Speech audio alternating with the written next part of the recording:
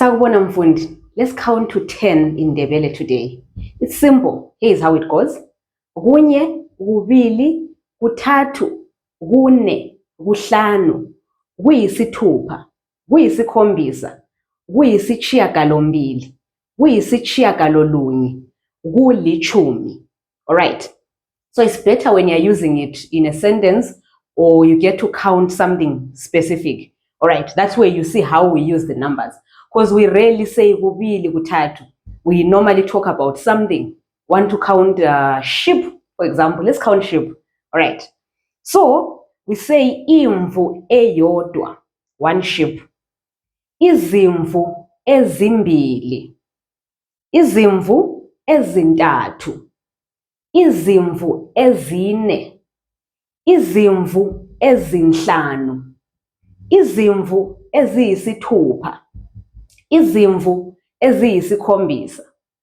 Izimvu eziyisishiyagalombili. Izimvu eziyisishiyagalolunye. Izimvu ezilitshumi. All right. In a sentence you can say this. Ngibona imvu eyodwa. I see one sheep.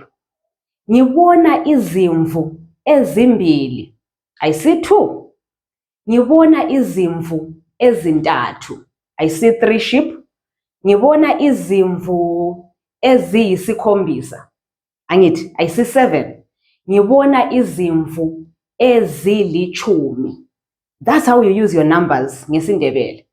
If you were to take it to the past tense, you would say something like, ekuseni ngibone imvu eyodwa. We're talking about earlier in the morning today. I saw one sheep, all right? Ekuseni ngibone izimvu ezimbili. Okay, 6 sheep. Ekuseni ngibone izimvu eziyisithupha. And then 10.